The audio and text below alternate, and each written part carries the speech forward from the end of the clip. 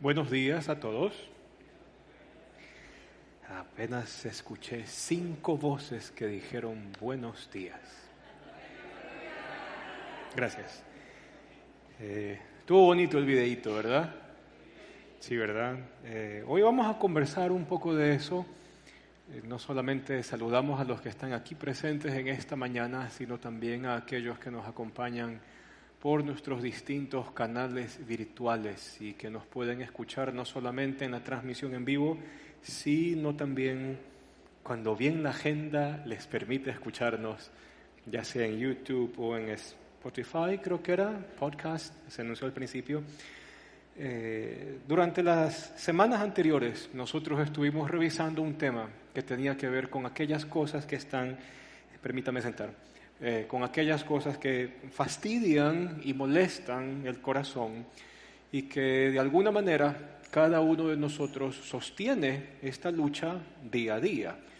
Por lo menos su servidor se identificó con algunas, por no decir con casi todas, de lo que se expuso en las semanas anteriores. Espero que usted también. Hay un autor, un buen autor es un erudito del Nuevo Testamento, se llama N.T. Wright. Él escribe en uno de sus libros de que esa línea de división, de esa pugna que hay dentro del corazón, que divide el discernimiento del bien y del mal, está presente en cada uno de nosotros. Y la verdad es que lidiamos con aquellas cosas, con aquellas perversidades que están dentro de nuestro propio corazón. Ahora, gracias a Dios y por la obra que Cristo Jesús ha hecho en la cruz, cuando Él muere, cuando resucita y al mismo tiempo cuando su Espíritu es enviado a cada uno de nosotros, nosotros podemos disfrutar de la realidad del corazón nuevo que fue prometido durante generaciones. Por lo menos si uno revisa el libro del Deuteronomio, a veces la gente se pregunta, ¿qué fue lo más importante que nos dejó Moisés en los libros que escribió? Entonces algunos pueden decir los 10 mandamientos, ¿no? Otros pueden decir el diseño del tabernáculo y los sacrificios y cosas así, o las 613 regulaciones que Moisés escribe allí en el Pentateuco. Pero personalmente no me creo un erudito en ningún sentido de las Escrituras. Hay mejor gente que yo que escribe. Pero creo que Moisés tiene un aporte muy en particular por 2 promesas que Dios le concedió. La primera promesa fue de que él enviaría a alguien, así como Moisés, que habla con Dios cara a cara y luego trae la palabra de Dios mismo hacia el pueblo. Y la segunda promesa que Dios le hizo a Moisés fue: yo, el Señor, yo mismo voy a cortar lo pagano, voy a cortar, seamos gráficos como el Antiguo Testamento, voy a cortar el prepucio de los corazones. Es cortar lo malo, es cortar lo que no tiene que estar, es cortar lo inmundo, lo que hace daño. Dios mismo dice, yo voy a cortar lo malo que está en el corazón. Y desde allí comienza a nacer este concepto de Dios concediendo un corazón nuevo a la gente.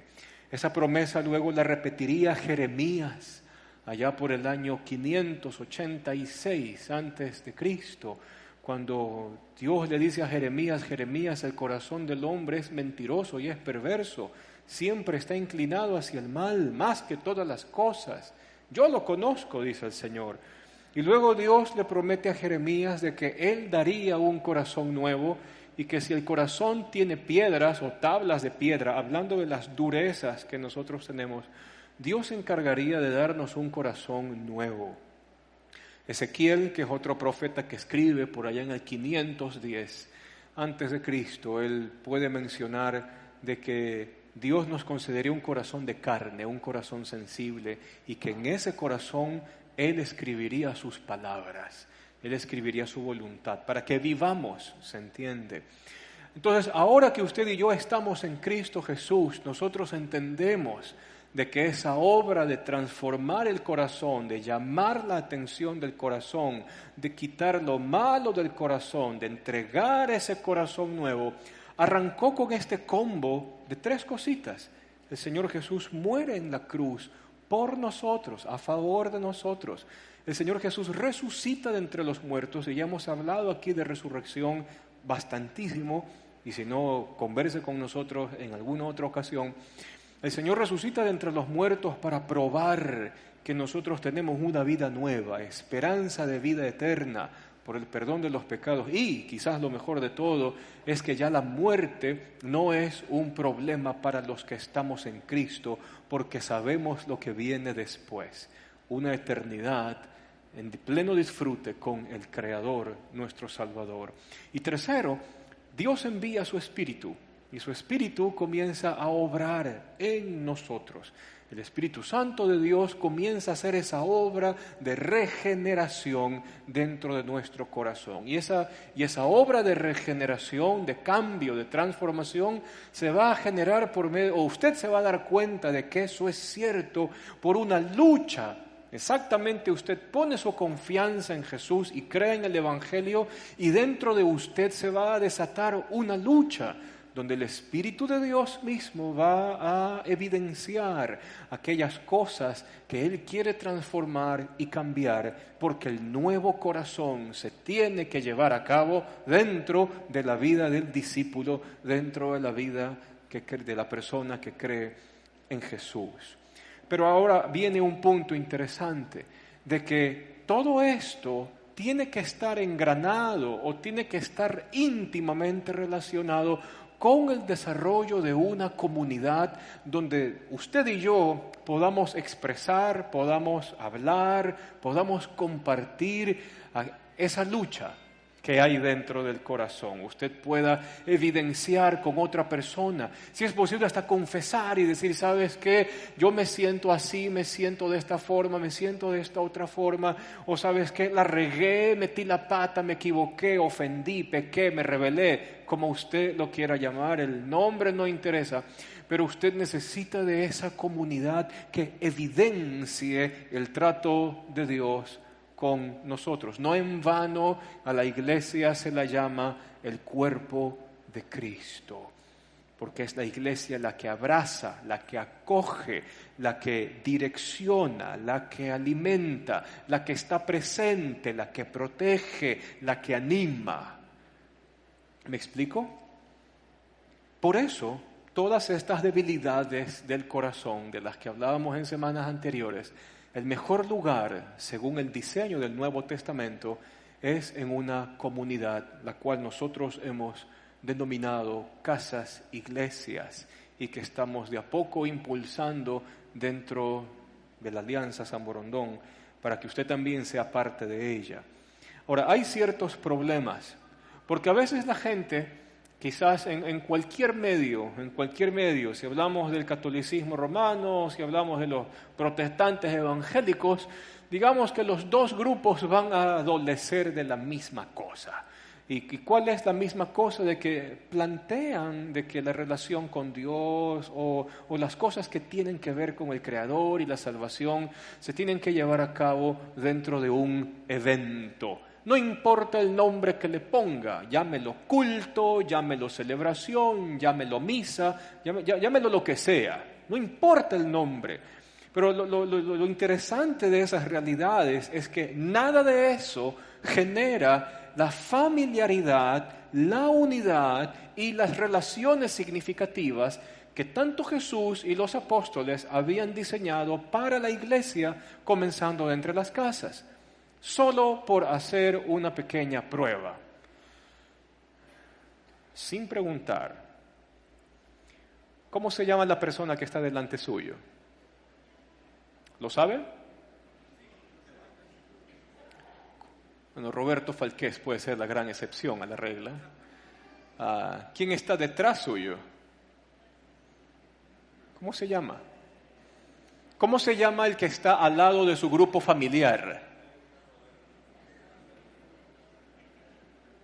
Si usted se da cuenta, en instancias como estas, es muy difícil poder responder afirmativamente a la pregunta. Y probablemente quizás le sepa el nombre. Oye, yo te he visto, ¿verdad? Probablemente usted le sepa el nombre, pero usted no tiene una relación cercana con esa persona. Usted no ha desarrollado confianza con esa persona. Porque a usted y a mí nos metieron en la cabeza de que el tema de la vida, de ser discípulo, de la vida cristiana, es venir a un evento llamado culto, llamado celebración, llamado misa, como usted lo quiera llamar. Y no funcionaba así. Ahora, esto es alimentado a su vez por otra perspectiva, y eso sí dentro del mundo evangélico, al cual yo suelo hacer crítica. Es la perspectiva individualista de la práctica de la fe. Entonces, tú crees en el Señor, entonces de aquí, ora, lee tu Biblia y anda al culto. Resuelta tu vida cristiana. Y la pregunta es, ¿eso resulta? Eso resulta. Podríamos hacer la misma pregunta que le hizo el etíope a Felipe. ¿Cómo yo voy a entender lo que dice el texto si nadie me lo explica? Y orar, ¿qué es eso? ¿Y cómo yo me puedo acercar a Dios? Lee salmos. Ya, ok, lee salmos, pero léelos conmigo. ¿Sí me explico? Entonces, podemos enfocarnos en que existen modelos de iglesia que han estado presentes desde el siglo IV hasta el siglo XXI y que creo yo que de una forma general adolecen de los siguientes problemas. Y me gustaría que usted revise estos problemas conmigo. Problema número 1 es la perspectiva individualista de la salvación. Es que la salvación es personal. Pero cuando usted lee las cartas, revisa los evangelios, estudia el Nuevo Testamento, usted se da cuenta de que hay todo un engranaje comunitario. Nadie vivía la fe por su cuenta. La fe se vivía en el colectivo de la comunidad.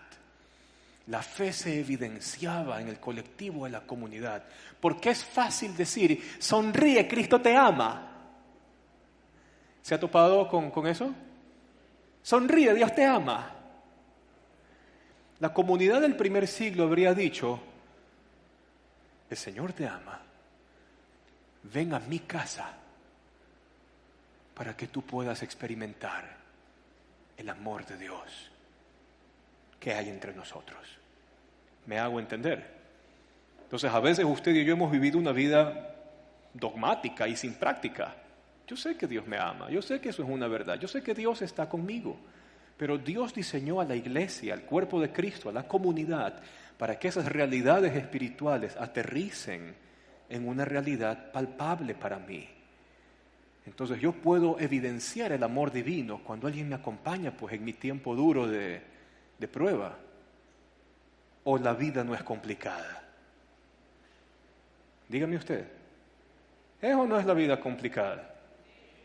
Es horriblemente complicada en ocasiones. Y usted necesita que alguien esté a su lado. Entonces, la verdad del Dios te ama se evidencia en la comunidad que abraza y sigue. Pero hemos sido criados bajo esto, la perspectiva individualista de la salvación, porque la salvación es personal y se malinterpretó a Lutero con el tema del sacerdocio individual del creyente. Es un relajo. 2. La comunidad se la entiende solo por eventos, lo que decíamos hace un rato. Llámelo como quiera, celebración, misa, culto, no importa. Pero es un mal entendimiento pensar que comunidad es cuando yo estoy en un evento. Y por lo general esos eventos manipulan y crean conductas condicionadas basadas en la emocionalidad para mover a las masas al antojo de la persona que está al frente.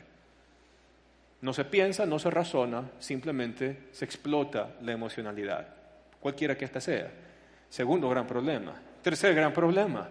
Y aunque a usted le suene feo, y desgraciadamente esos son los temas de los que yo me encargo en esta iglesia, las palabras difíciles que dice Andrés, ¿no? El problema de no tener una hermenéutica, es decir, una forma de interpretar las escrituras definida. Entonces viene cualquier, perdón por el término, viene cualquier perico de los palotes. Entonces dice, es que a mí Dios me reveló. Y me reveló cosas increíblemente grandes que tú aún en tu cabeza no puedes entenderlas. Entonces, ese man se cree que está a 10.000 escalones de la masa.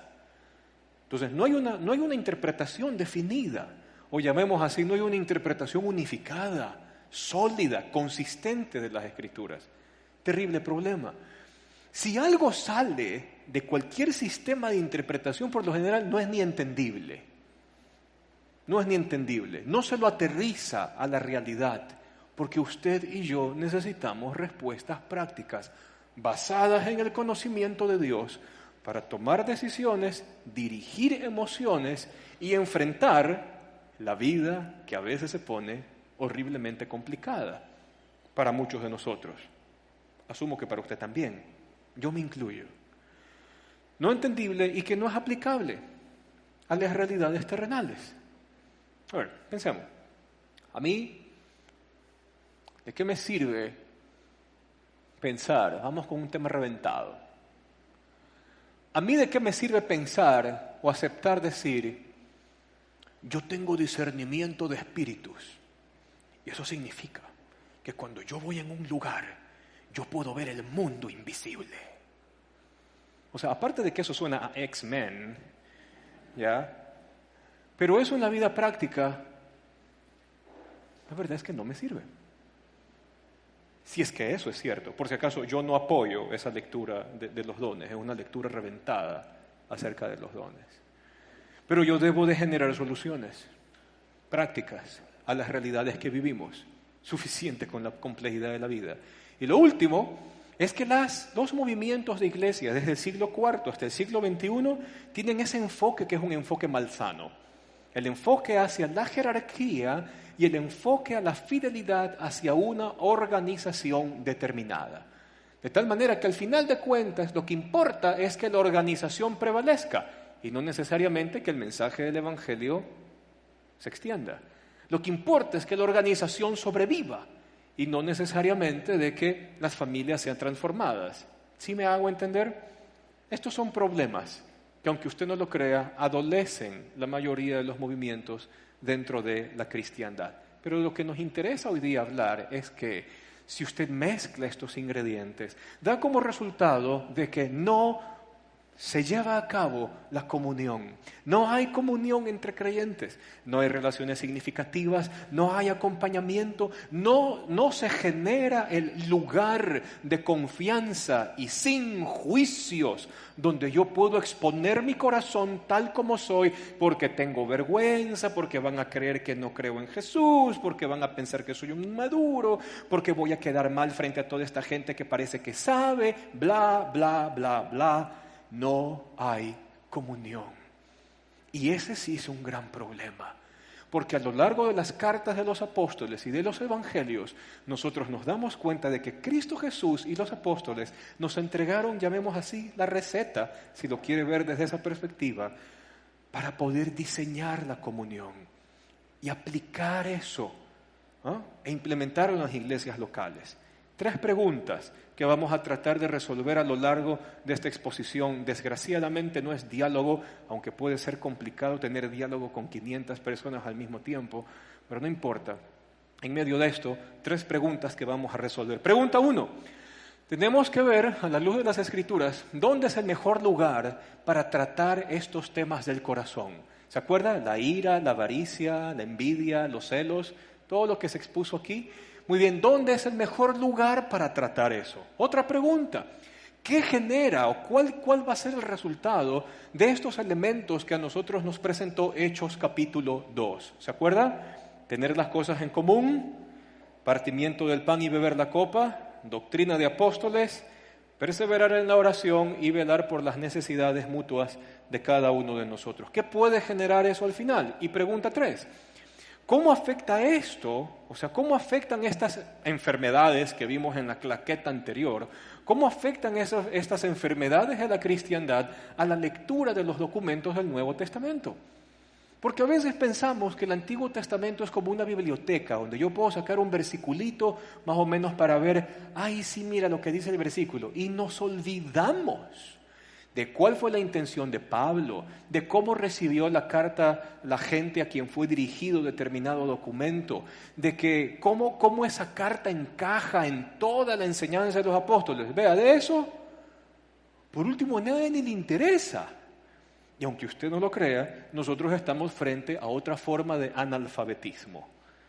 No estamos hablando del analfabetismo de no saber leer y escribir, sino enfrentar el analfabetismo de no saber cómo se lee el documento para poder aprender de él, por lo menos de forma sencilla. A nosotros, Cristo Jesús y los apóstoles nos resolvieron el tema de las 3 preguntas con un concepto que ellos forjaron por lo menos durante 100 años y que continuó por 200 años más hasta que Constantino unió el Estado con la Iglesia. Y todo esto se resuelve con la casa iglesia. La casa iglesia. Ahora, vamos a partir de los evangelios como para recoger desde las palabras mismas de Jesús esta constante martillar que hace Jesús en sus discursos de dónde se tiene que llevar a cabo su plan. Mire esto, Mateo 10, 11 y 12. Me dijeron que yo lea porque si no vamos a ir más lento. ¿Qué dice allí Mateo 10, 11 y 12? En cualquier pueblo o aldea donde entren, busquen a alguien que merezca recibirlos y quédense en su casa hasta que se vayan de ese lugar. Y al entrar digan, paz a esta casa. Usted ayúdeme leyendo las de amarillo, así en corito, usted y yo juntos, ¿ya? ¿A dónde tienen que llegar? Y cuando la casa los recibe, ¿qué tenían que decir? Lucas 10:5, ¿qué dice allí? Cuando entren en una casa, digan primero, paz a esta casa. Muy bien, Lucas 17, otro texto. Quédense en esa casa y de lo que ellos tengan, porque el trabajador tiene derecho a su salario y no anden de casa en casa. O sea, en el tema de más o menos andar recogiendo puchero de comida, ¿ya? Sino más bien establezcan la casa que los recibe, es la idea.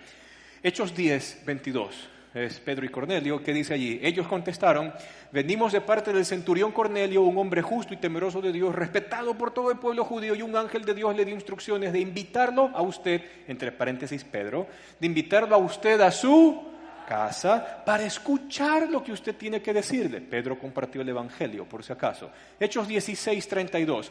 Luego les expusieron, ¿qué cosa? La palabra de Dios a él y a todos los demás que estaban en su casa. Gracias. Hechos 2:2.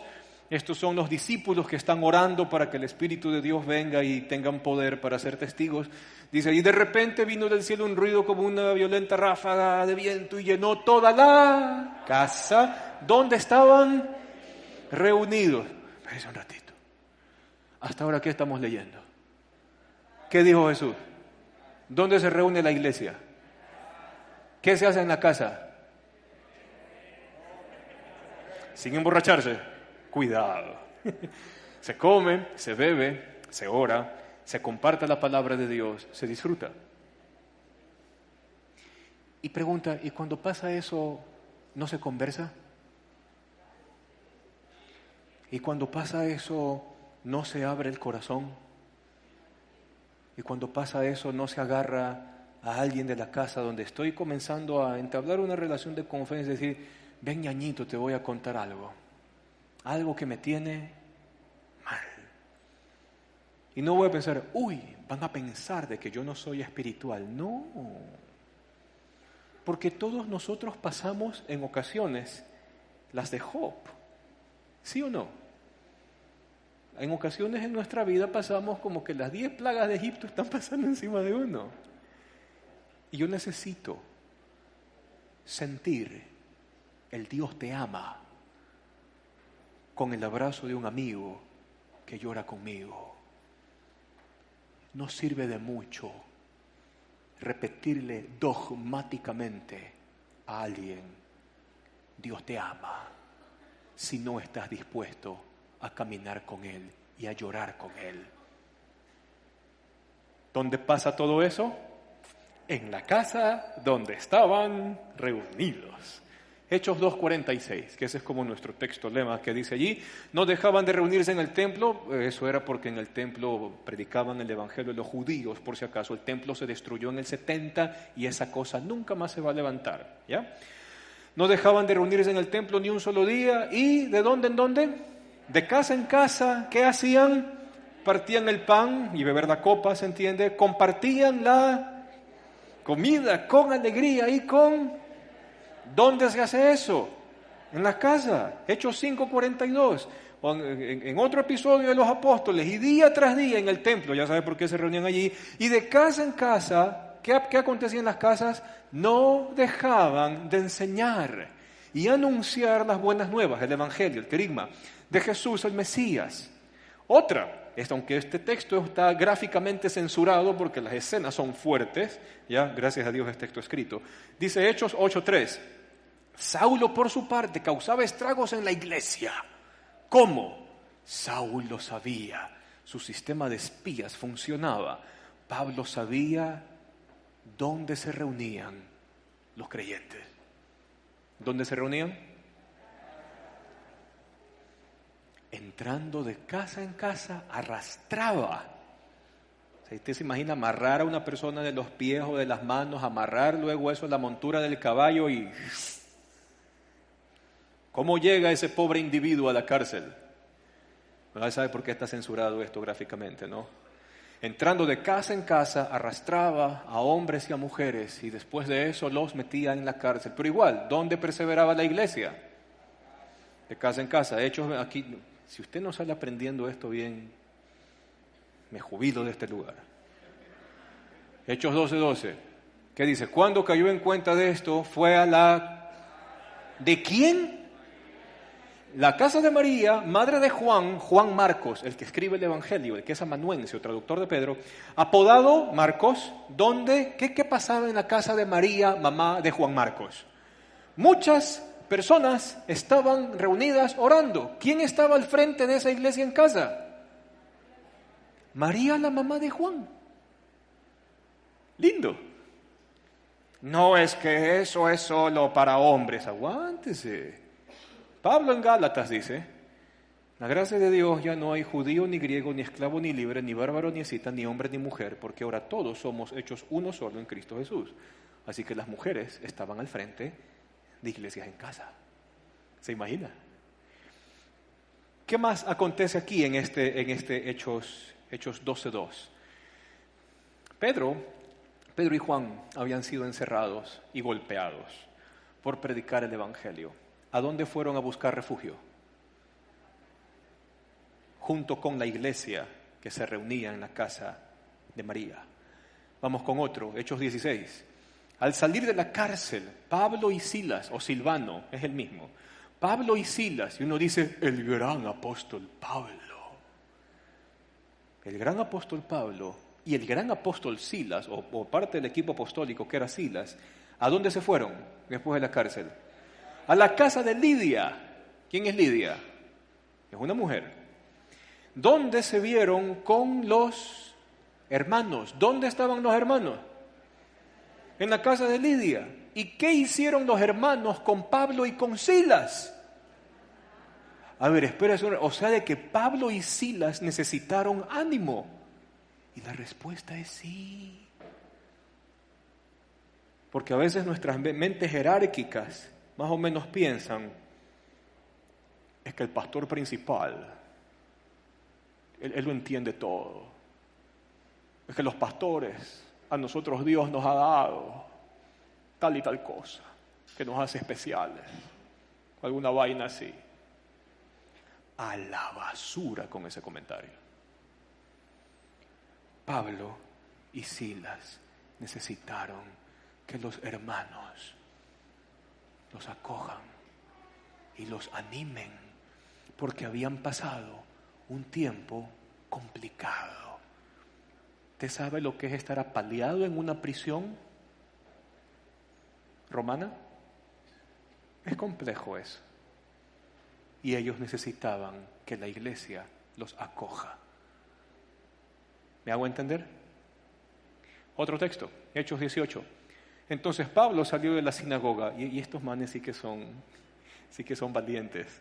Salieron de la sinagoga, y Pablo no era que se llevaba bien con los de la sinagoga después de dar el evangelio, y se fue a la casa de un romano, y esto lo sabemos por el nombre, Ticio Justo, que adoraba a Dios y que vivía al lado de la sinagoga. Vino Pablo y le clavó una casa iglesia al lado de la sinagoga. Lo máximo, de verdad que eso sí que ser bien pintado, como decía un amigo.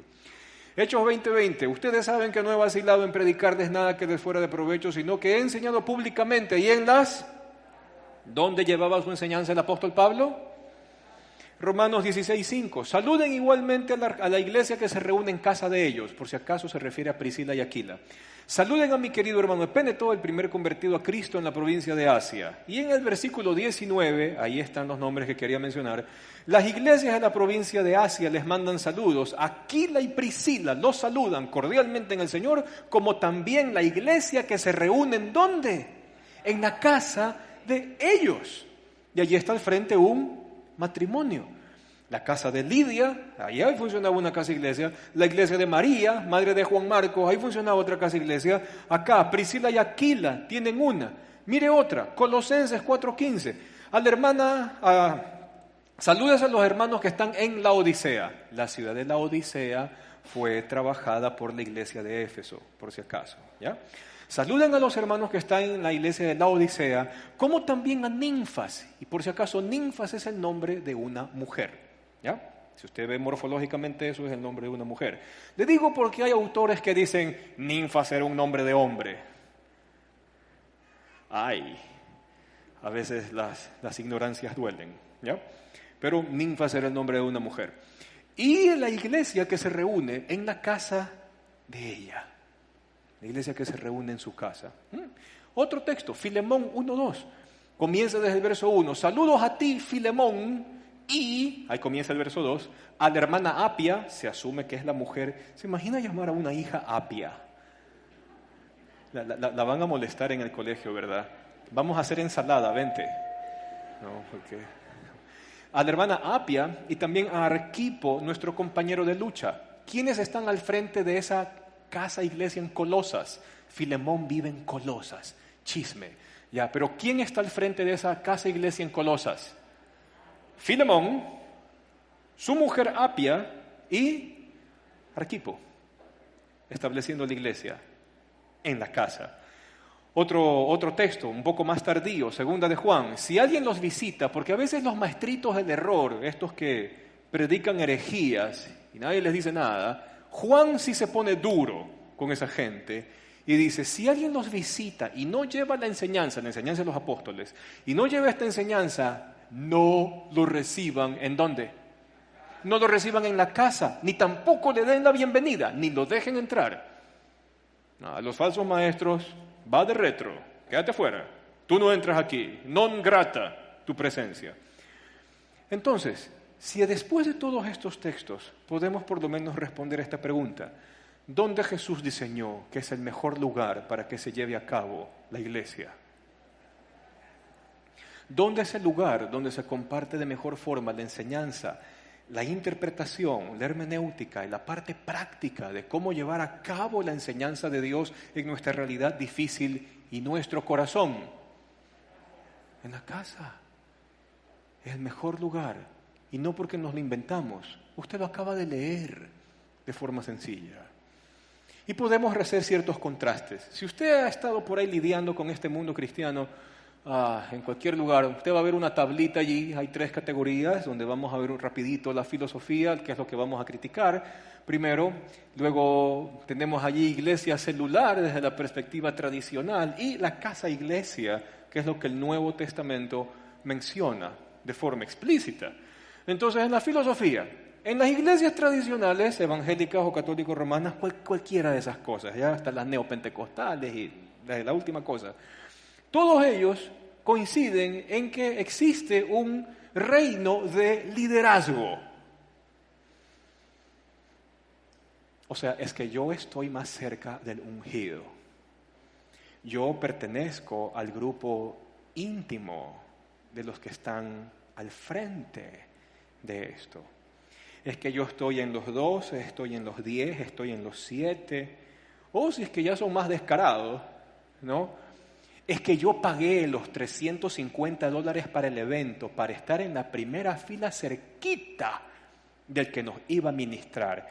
Y luego pagué $500 más para tener media hora en el camerino de esa persona para que su sabiduría me ilumine y el Espíritu de Dios me alcance.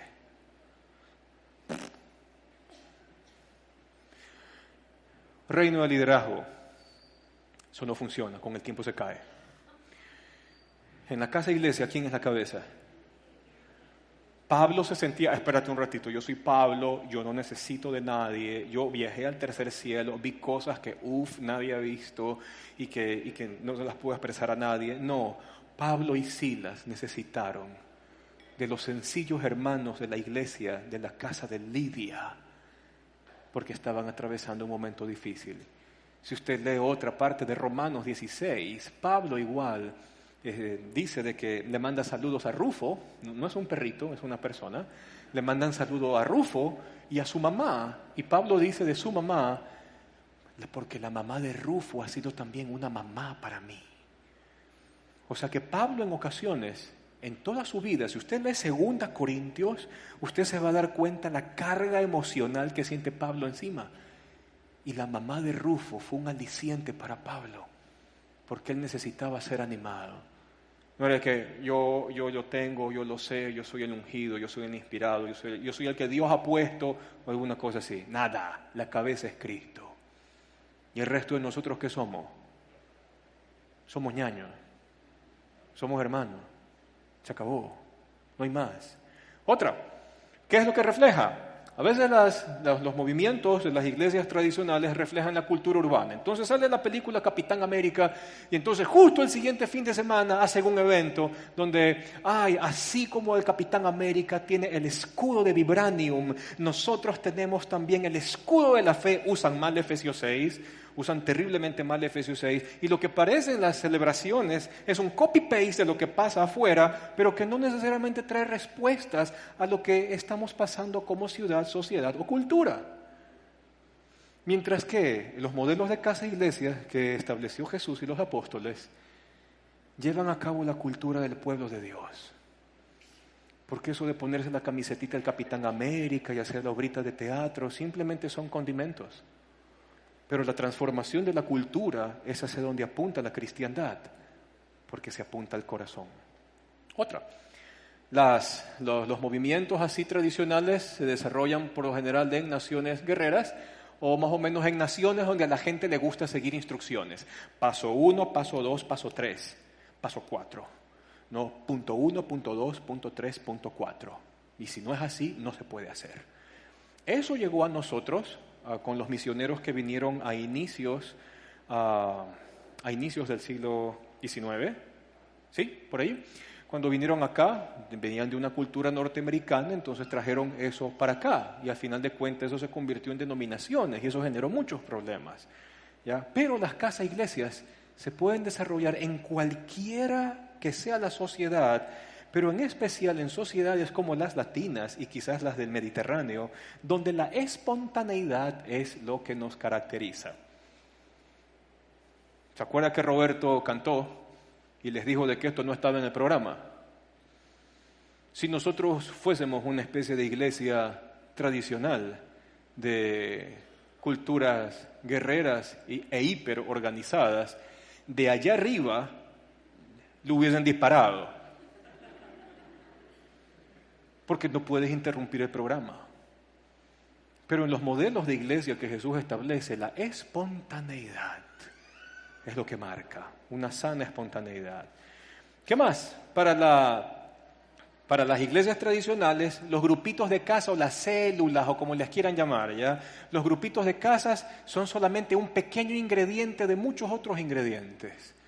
Desde la perspectiva de Jesús, el grupo de casa es el centro de vida de todo. Las misiones salen del grupo de casa, la consolación en el grupo de casa, la enseñanza en el grupo de casa, la comunión en el grupo de casa, la Santa Cena en el grupo de casa, la comida juntos en el grupo de casa. Cada casa iglesia se convertía en un núcleo que tenía todo el ADN disponible para que la iglesia se lleve a cabo. Otra, la administración.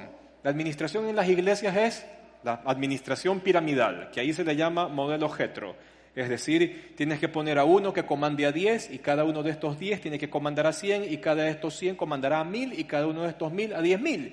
Y es como una gran pirámide. Y la iglesia no es así. La iglesia no es piramidal. Porque en la iglesia, ¿qué es lo que existen? Equipos de trabajo, que es otra cosa. No somos jerarquía, somos equipos de trabajo. No es que aquí el pastorcito principal o el equipo de pastorcitos es el que lo sabe y lo hace todo. Eso es mentira. Necesitamos de todos. Esa es la idea de un cuerpo. Le puede decir la mano al pie, no te necesito. Sería bobo decir eso. Le puede decir los ojos al oído, no te necesito. Sería tonto decir eso. Cada uno somos miembros del cuerpo de Cristo. El programa, dirigido por programa, punto 1, punto 2, punto 3, especialmente programas en eventos, bajo un gallinero como este. Mientras que en las casas, iglesias, ¿qué se experimenta? La espontaneidad de lo que Dios ha hecho, de lo que vamos aprendiendo, de lo que vamos entendiendo, de cómo Dios va trabajando en el corazón, y eso se conversa, se comparte. ¿Qué más? Hay una estructura. Ya decíamos un poco de esto, era piramidal, pero en la casa iglesia que Jesús y los apóstoles entendieron, existía una horizontalidad, donde cada quien sabía lo que tenía que hacer y existía una sola cabeza que daba instrucciones. ¿Y quién es esa cabeza? Cristo es la cabeza de la iglesia, dice Efesios. Sigamos. El liderazgo es como una escalera. Entonces, tú ya sabes que cuando tú entras a la iglesia, tú comienzas limpiando baños. Yo comencé limpiando baños. Tú comienzas limpiando baños. Y a medida que vas subiendo el escalafón, en algún momento llegarás a ser el principal o el presidente o el que está al frente de todo. Y el punto es que en la iglesia no hay escalafones, porque todos somos hermanos. Somos la sociedad, si quiere verlo así, que Dios diseñó para que se experimente la igualdad en todo el sentido de la palabra y con extensiones de responsabilidad a medida que vamos madurando en el caminar. ¿Me hago entender? Ok, dígame sí, o por lo menos muévame la cabeza, perdón. El centro de las iglesias tradicionales o de los movimientos celulares tradicionales, ¿cuál es el centro? El templo. No, y el cuerpo administrativo. En las casas iglesias que Jesús y los apóstoles diseñaron, todo es descentralizado. La celebración, el culto dominical. En las iglesias tradicionales, esta reunión es el centro. En el modelo de Jesús y los apóstoles, esto no es el centro. El centro es en la casa iglesia. Porque le voy a asegurar algo. A la próxima semana, yo a usted le pregunto, ¿qué hablamos el día de hoy? Y usted no se va a acordar.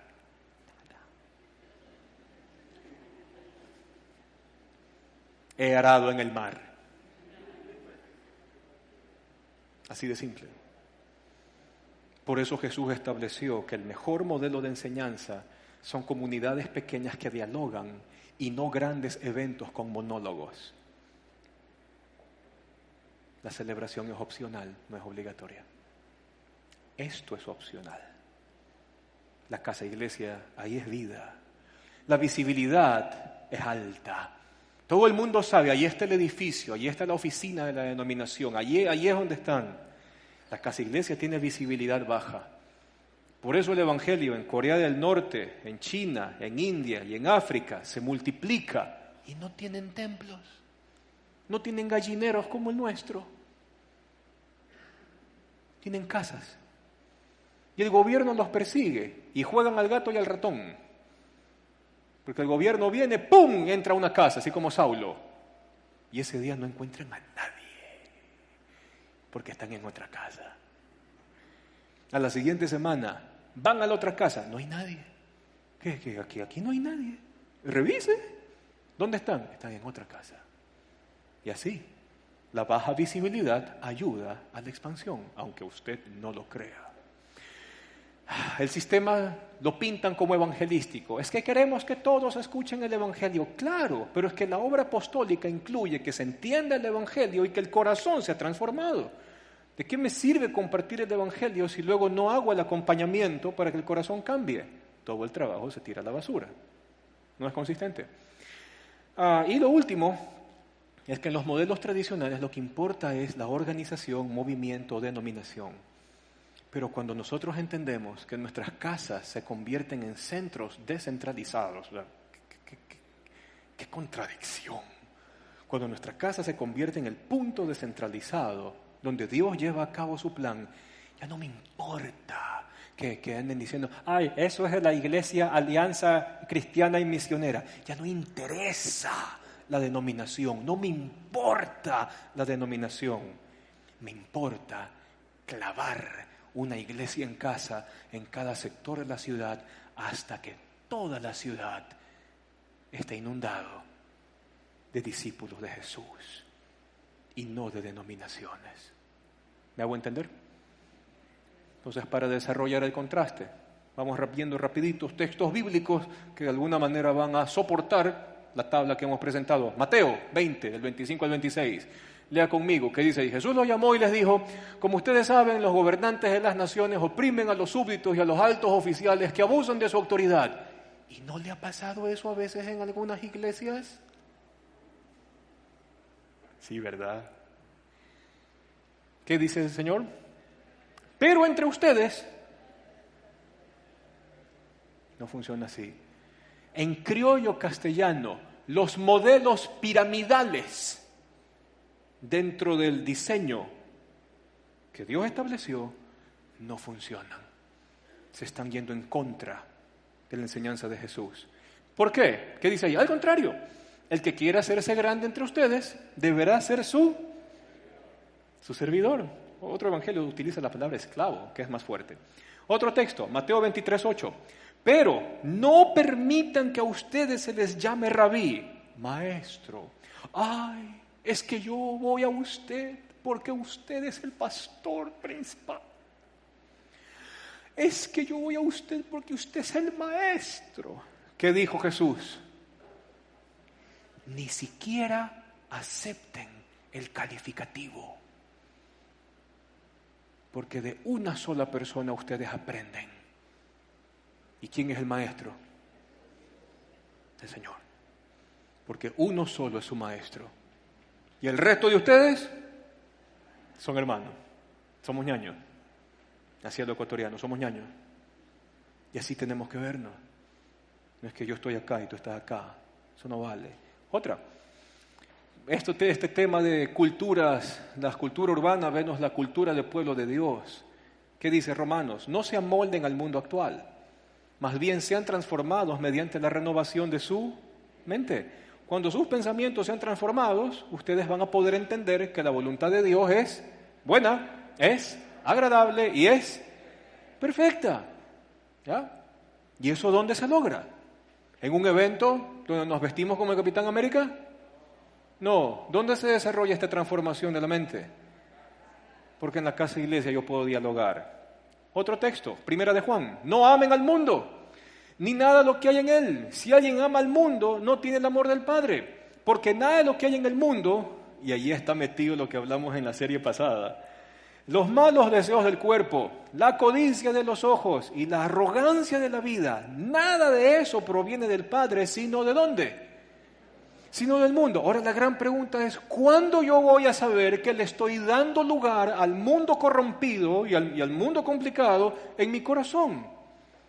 Cuando yo converso con alguien dentro de mi casa iglesia y esa persona Dios puede usarla. ¿Sabes qué, ñaño? Estamos mal ahí. Mala idea. Como pana te digo. Es que ñaño, si llegas allí, te desbaratas y te vas a dar la jeta contra el suelo. Aunque suene muy guayaco, pero eso es Dios mismo usando a su iglesia para encaminar a otro, para que el mundo malo no siga corrompiendo su corazón. ¿Vamos bien?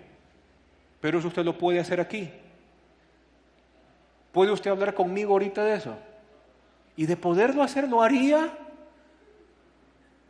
Y que todo el mundo se entere que es usted. No, nada mejor que la casa iglesia para llevar eso a cabo. Mateo 10:16. La iglesia que es de bajo perfil es mucho mejor.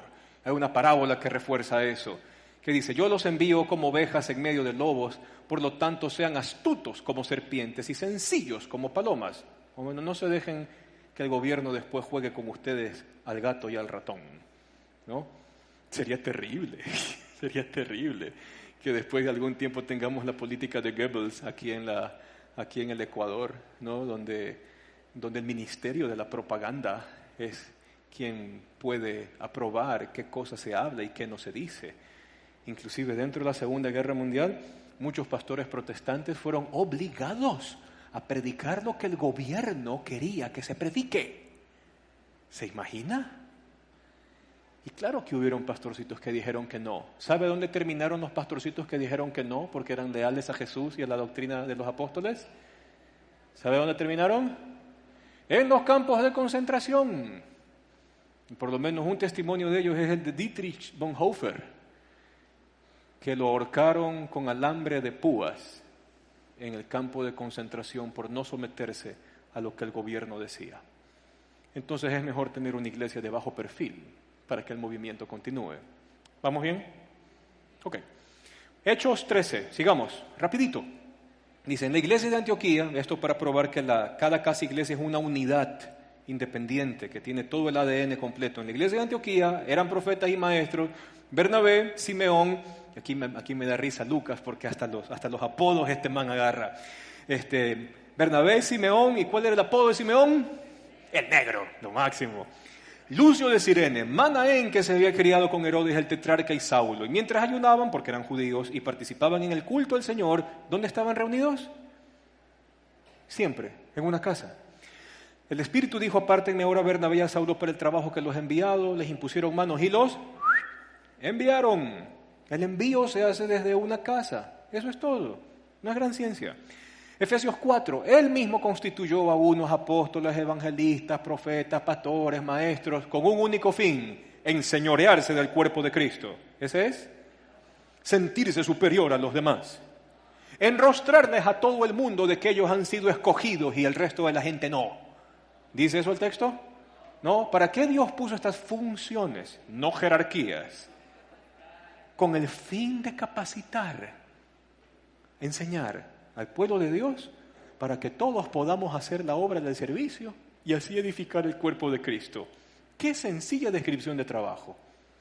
Primera de Pedro 4:10. Y cada uno de nosotros ponga al servicio de los demás el don que Dios le haya dado, que haya recibido, administrándolo fielmente la gracia de Dios en sus diversas formas. Y si a usted le queda bien el pay de limón, y probablemente en su cabeza usted diga, es que yo lo único que sé hacer es pay de limón, su pay de limón servirá para que en la conversación, en la iglesia, en casa, venga el azúcar y le haga así al cerebro de la persona y la persona se sienta contenta al hablar y compartir. Su pay de limón es un elemento importante de la casa iglesia. Se lo necesita. Eso es lo que Pedro dice. Cualquier don que usted tenga, que sea para hacerle bien a la iglesia. Primera de Pedro 5, el 1 al 4. Pedro, que es apóstol, dice a los ancianos que están entre ustedes, yo que soy anciano como ellos y testigo de los sufrimientos de Cristo, vamos a las amarillas, cuiden como pastores el rebaño que Dios está a su cargo. Tengan cuidado, cuiden con ternura y sean ejemplo para el rebaño. Letras amarillas. ¿Qué está haciendo Pedro? Pedro el apóstol le está diciendo, yo soy como uno de ustedes. Pedro no parte, yo soy el apóstol Pedro. No, yo soy anciano igual que ustedes. Yo cuido gente igual que ustedes. Y hagamos esto juntos, cuidemos bien, cuidemos con ternura. Tesalonicenses, ¿cómo es el trato dentro de la casa iglesia?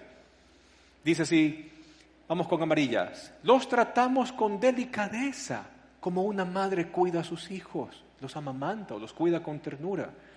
¿Qué más dice ahí? Amarillas. Compartimos no solo con ustedes el Evangelio, sino también nuestra propia vida. ¿Qué se hacía en las casas iglesias? El diálogo era tan sustancial de que la gente compartía su corazón. Y eso no significa de que todo iba a ser siempre alegría, positivo forever. Porque en la vida complicada, también compartir vida es compartir mis luchas y mis penas. Compartimos la vida. Y así, haciendo esto, dice Pablo, tanto llegamos a quererlos. a amarlos. Otro texto de Tesalonicenses. Nosotros los tratamos a ustedes como un padre trata a sus hijos, porque los hemos animado, los hemos consolado y los hemos exhortado para que puedan llevar una vida digna de Dios, el cambio del corazón que nos llama a su reino y a su gloria.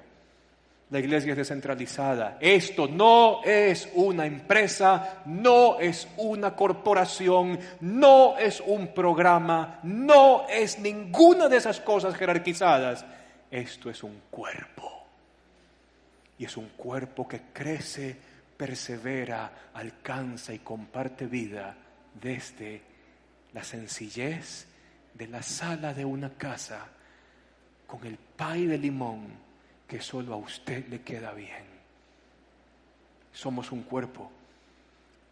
Y en ocasiones, cuando se hacen los grandes eventos o las celebraciones, hay un riesgo con eso. Se pueden comenzar a crear denominacionalismos, nuevos grupos, nuevas cosas, nuevas hasta sectas pueden salir de allí. Y los eventos no necesariamente establecen el reino de Dios. La parábola de Marcos en el capítulo 4, en cuanto a la visibilidad de la iglesia, Jesús compara el reino de Dios con una semilla que se ha sembrado y que nadie sabe cómo. Crece, florece, sale el tallo, las hojas, hasta que se llena de grano la plantación y luego viene una gran cosecha. Dios diseñó a la iglesia para que tenga una baja visibilidad, pero con una alta influencia. Eso lo podríamos estudiar después. La iglesia lleva a cabo la obra apostólica completa. No solo es la anunciación del evangelio, es lo que habíamos hablado del ciclo paulino, es anunciar el evangelio, establecer la iglesia y encargarla a personas que han sido capacitadas para que sigan extendiendo el reino de Dios. Y por último, la casa iglesia, el modelo de Jesús, se centra en ganarse la ciudad, en generar unidad, no fraccionar, pero sí ayudar a ser una sola iglesia, a que estemos en todas partes y que toda la sociedad sea influenciada por el nuevo corazón que Jesús y los apóstoles enseñaban que había llegado con la llegada del reino de Dios. ¿Me hago entender? Es comprensible porque queremos que usted se disponga a abrir en su momento una casa iglesia, usted vaya a una y comencemos esto. Jesús lo enseñó, los apóstoles lo hicieron, nosotros también tenemos que hacerlo. ¿Le parece? Vamos a orar. Cierre sus ojos ahí donde está para ya despedirnos. Gracias, Señor, por estar con nosotros en esta mañana. Y aunque nos hayamos demorado, te pido, Señor, que la gente que está aquí me perdone por haberlos hecho estar un poco más de tiempo. Pero al mismo tiempo, Señor, pedirte que nos dé sabiduría e inteligencia para llevar esto a cabo y poder resolver desde la sencillez de la sala de nuestra casa, resolver un problema que tiene 1700 años de estar entre nosotros y que queremos resolverlo desde nuestra generación en adelante. Ayúdanos, Señor, a que nuestra casa sea el centro donde el cuerpo de Cristo pueda ser edificado, donde se comparta vida, donde el corazón reciba ánimo, donde la debilidad reciba fortaleza y donde las perversidades que puedan estar luchando dentro de nosotros sean tratadas con tu verdad y con tu amor y con tu gracia en nuestras pequeñas comunidades, invisibles a los ojos del mundo, pero que influencian a este mundo a acercarse a ti. Te damos gracias, Señor, por todo, en el nombre de Jesús. Amén. Amén. Que el Señor te bendiga. Yo creo que ese amén fue porque está feliz de que ya se va. Buen provecho. Nos vemos la próxima semana. Adiós.